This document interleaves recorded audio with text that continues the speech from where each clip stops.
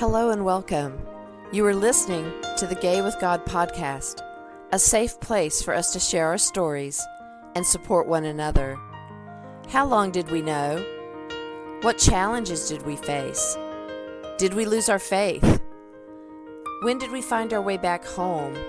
Or are we still searching? The stories you hear on this podcast will melt your heart and strengthen your belief that in God, all things are possible, and you can be authentically gay with the God of your understanding. I am your host, Midge Noble, and I am very honored that you are here. Hello, everybody, and welcome back to the Gay with God podcast. This is Midge Noble, your host, and the author of Gay with God, Reclaiming My Faith, Honoring My Story. So I talked to you a little bit before about this book, Love is Letting Go of Fear. And as I said, it's probably the most frustrating and challenging book that I've read in a while, mainly because I really am struggling with peaceful thoughts and kind thoughts during this regime and during this time in our life. And I'm not the only one, and yet it still brings consternation in my heart because that is all that I really want, is to be in that spirit-filled love and peace and have that, which we can have. And so today I'm talking about peace and reality. So there's a difference between being happy about how things are and being at peace when things are the way they are. And let me unpack that a little bit with you. So there is no utopia, and we all know that.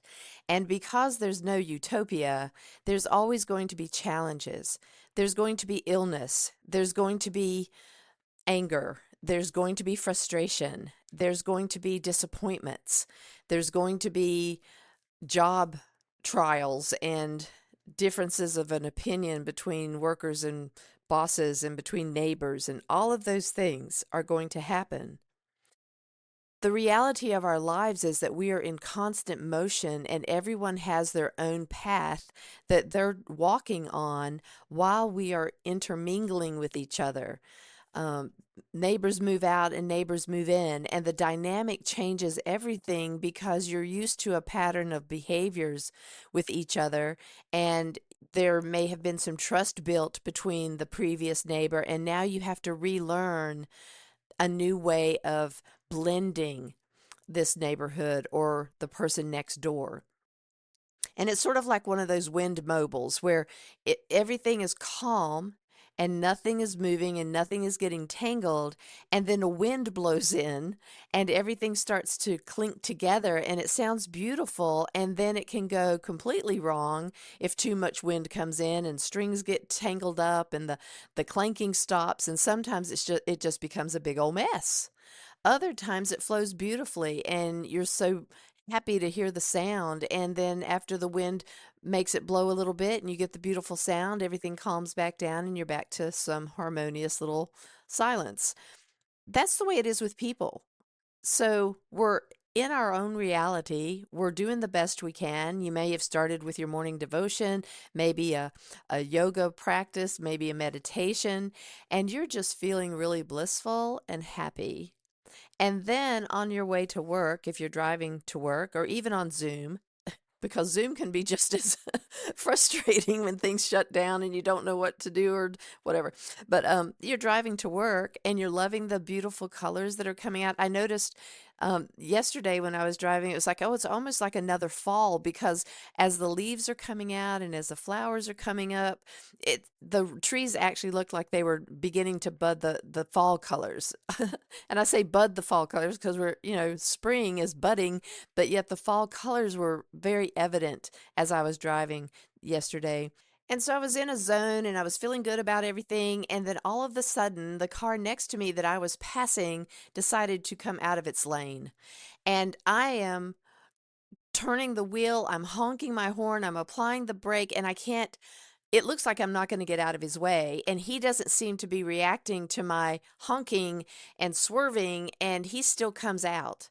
And how that happened, how he was able to get past me in that other lane is beyond me. And then of course he slows down because I think then he figured it out, but yet he never did go back in his own lane as he almost sideswiped me. And I just feel like that was just like a one of those moments where it was a God wink. It was clearly not my time. Clearly, and I'm so grateful. I was so grateful. And that's actually the emotion that I felt. I wasn't angry as much as I was grateful because one, we don't need another thing in this household. We don't need one more thing. And I also, just I was just so grateful that he didn't get hurt, I didn't get hurt, the car didn't get hurt, and I was still able to get home okay. Now, when things like that happen, whether it's a driver who is like riding on your tail, or people that pull out in front of you, or people who lose focus and don't even know you're there, whatever it is, it raises our blood pressure. It raises our fight and flight responses. And when that happens, we do go into a higher level of anxiety and sometimes anger to try to control the situation. I usually would go to anger.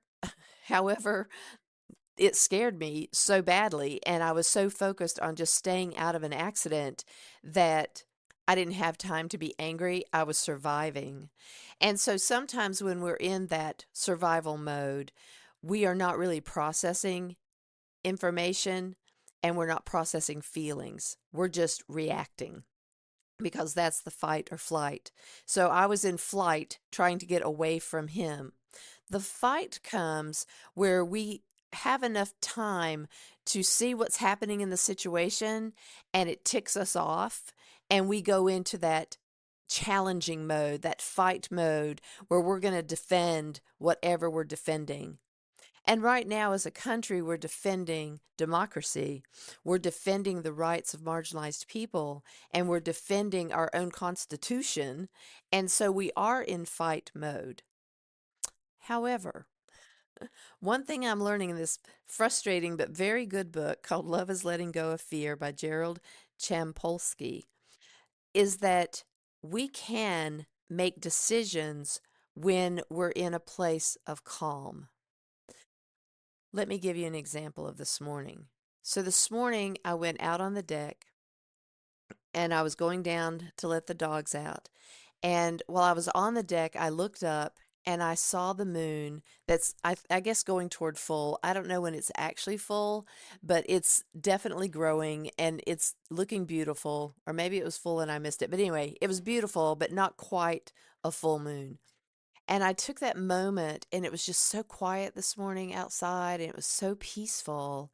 And then as I brought my gaze down from the moon and I looked over to the construction site where people are building a new home to be sold, and it is just a huge, compared to every other house in this neighborhood, this thing is huge. And they've put in at least 200 loads of dirt to build this property up because the slope was so ridiculously bad that they brought in all of this dirt. So now there's a big mound of mud with this two-story monstrosity up on the mud, and I bet the mud is at least 20 feet high. And and then you've got this big two-story house with all these peaks on it, and it's just uh, and and so that peaceful moment with the moon, changed into, oh, that's such an ugly house. And it's not really ugly. They have beautiful brickwork on the bottom part, and it's probably going to be pretty when it's done. But it is just, I look out my bathroom window and all I see is this big old house where I used to see the woods and the trees. I still have a buffer between our house and that house. We still have that extra lot, but it's different. It's really different.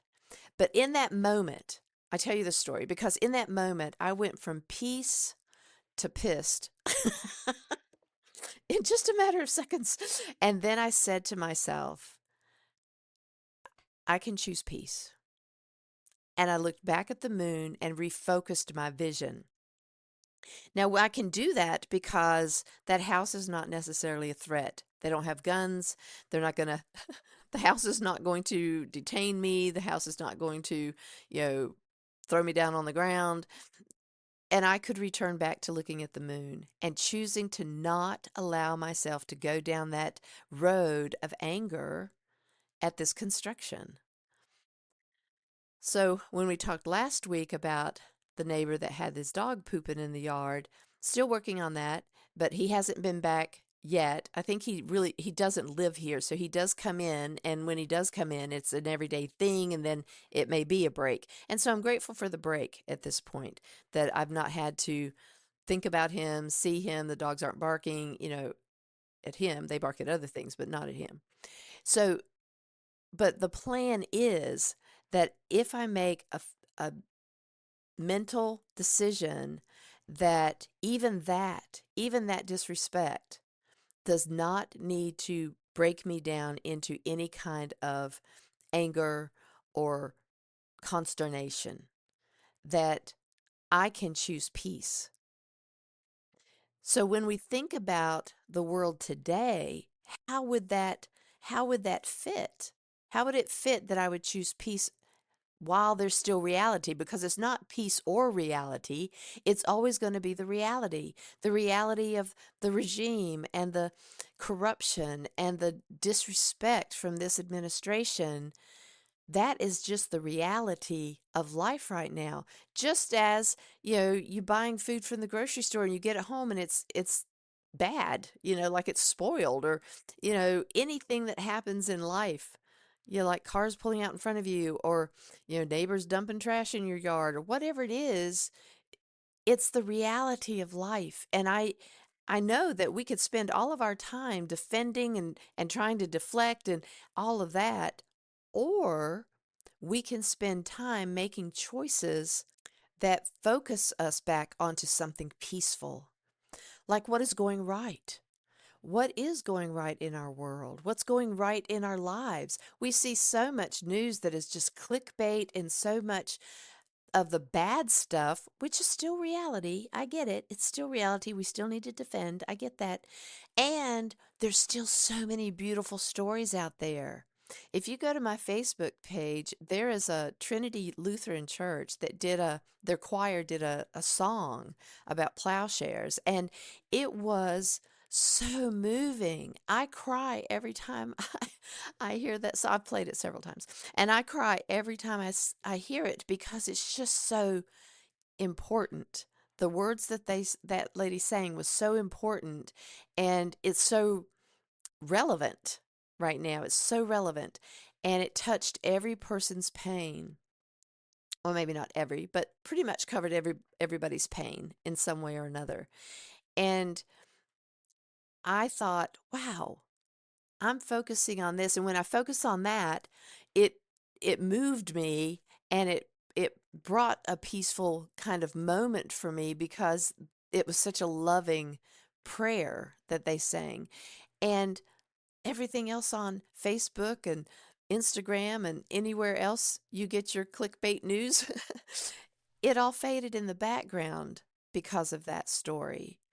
And there were other stories that I pulled out this weekend to post that were just uplifting and hopeful, because that's happening too. And the more we tend to focus on that, it helps us find that peace, even when reality is still everywhere around us. And if we look hard enough in our own homes, with our family, with our friends, with the world, we can find good time stories with good time endings that can bring us hope that this will not last forever. I do believe in that power of the shift of the world, in our ups and our downs and everything in between. It has to change, and it will change. And I would like to get to the other side of this with my peace intact. And it's been on shaky grounds. It's been on shaky grounds, but that doesn't mean that I'm going to give up. And that doesn't mean that we can't achieve peace in the middle of this reality. I always go back to this picture that I saw. I don't know if it was in National Geographic or where I saw it, but it was a picture of the happiest little kid sitting on a mound of dirt with a piece of paper.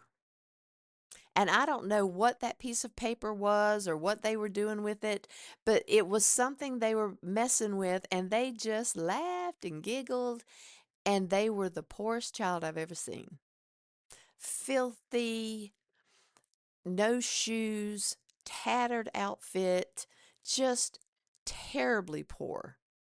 In a village somewhere in another country, just having the time of his life. And in the background, there's a door of this hut, and a grandma was sitting there, and she was laughing too, probably at whatever that baby was laughing about. And they were at peace. No money to show for it, no, nothing worth really playing with, but he found joy in that piece of paper. And the giggle of that baby spurred on the laughter and the smile in that grandma. So when I think about what's going on in our world today, I also remember people who have absolutely nothing, and they may be oppressed and they're living in deep poverty, and yet they're finding joy in their journey wherever they can. So I am inspiring myself, and I hope that you feel inspired to start to really give yourself a mind break. Even though reality is there, and yes, we still march, and I am so proud. Even little Ashboro, my little hometown, we're out there with like 150 people marching. I was so proud of them. And other other cities were like blowing out the numbers, and huge No Kings rallies all over this past Saturday. And yes, there's still the reality of that. But even that was joyful. I mean, one of the pictures I posted was these frogs doing a dance. And every time they bent down, I just laughed my little head off. I thought that was the funniest thing. I watched it several times too, because it just brought me joy. And so when things like that happen, we have to remember that there is still joy out there, and there is still love, and there is still peace to be found. And if you can't find peace, you can create the peace by pulling yourself in and allowing yourself to find the things just around in your own heart or in your place of living or wherever you look at things that are peaceful. Find them, look for them, and remember that we're going to make it. We will make it. And we just have to continue to not struggle against the reality, but walk in tandem with reality. When we walk in tandem, and if you've ever seen horses be in tandem, or if you've ever tandemed your dogs, which we used to do with a couple of our corgis, and one of them walked a whole lot faster than the other one, and it was sometimes a tug of war. But when they were in tandem, even though they had different personalities, they found a way to make it work. And I think that if we walk in tandem with reality, we can still have peace. We can still activate peace in how we live our life and the choices we make. It all comes down to what we choose to focus on. And if all we focus on all day is the calamity that we can't right now fix, then we can focus on peace just as quickly, because that's in our control. Our control is not what happens in the greater world. We can do our steps, walk in a rally, write your senators, do the things that we can do, and then release it and allow ourselves also to find those moments of peace and create peace wherever we are. Nelson Mandela is one of my favorite people that I talk about when I think about anything peaceful or the way the mind can overcome reality. Was when he was imprisoned all those many years, and he came out just as peaceful and just as loving as when he went into that prison that was really just deplorable. And he did not allow his circumstances or his reality to stop him from being the person he chooses to be, which is loving and peaceful, and that never changed in him. And I hold that as hope that each of us can do the same thing, that we choose our peace no matter the reality. Thank you, everybody. I appreciate you so much for always coming back each week, supporting, sharing, and subscribing wherever you get your podcasts. If you want to see more information about me or links to connect with me or to buy the memoir, Gay with God, Reclaiming My Faith, Honoring My Story, you can go to the show page at empoweredmidge.podbean.com. You can also get a signed copy of the memoir at gaywithgod.com, my website. If you're looking for a link to try coaching with me for a free confidential session, you can find that link on the show page or the website as well. The show page again was empoweredmidge.podbean.com, and the website is gaywithgod.com. Check out our Facebook group, Gay with God, where we do a monthly Zoom group entitled My Faith Journey. If you need support to help you through your coming out or faith journey, remember to go to the show page and find the link for your confidential session with me, and it will be free. If you are listening to this podcast and are questioning whether you can be gay and be in a relationship with the God of your understanding, if you identify as LGBTQIA+, are not even sure if you are gay, God has always been within you. Even when you didn't know it, you have always been gay with God. Thank you, everybody. Stay tuned to see how you can join the Gay with God community. And as always, you are loved. I want to invite you to become a part of the Gay with God community. How can you do that? Stay connected by messaging me your thoughts and comments in the comment section under the downloads of the show on the Gay with God show page. Subscribe to this podcast wherever you listen and share so we can increase our community outreach and be a light to those who are struggling to claim their faith.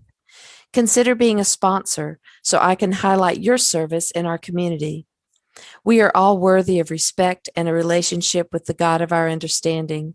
I want to thank you in advance for supporting this podcast. Together, we as a community will keep this show visible and our community stronger. Deep gratitude to my friend Tim McClendon of Tim McClendon Music for allowing me to use an excerpt from Interlude 4, a song found on his CD entitled Sundance.